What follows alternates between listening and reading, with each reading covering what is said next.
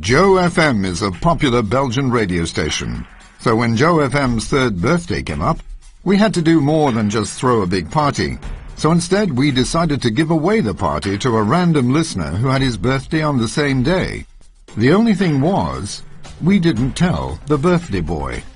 We created the National Surprise Party.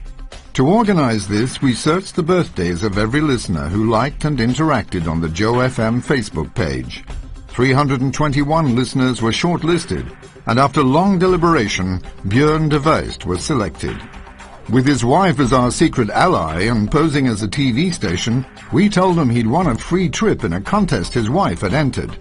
Destination, a stress-free resort in the Egyptian desert where neither phones nor internet were allowed. With Björn out of the country, we got to work. Our mission? To invite every single Belgian to celebrate Björn's birthday.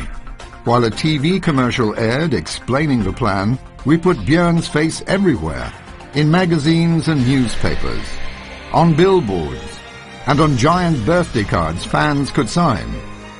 We had Belgian celebrities wish him a happy birthday in advance. Happy birthday. All the while, radio station Joe FM involved the listeners in the organization of the National Surprise Party. What food would he like? What's his favorite band? And which presents would make him go crazy? We joined the many online and offline conversations to make sure this party for one man was organized by everyone. After 2 weeks, Björn arrived back in Belgium, completely unaware that his face was now the most famous face in the country. Instead of going home, he was led to his very own National Surprise Party.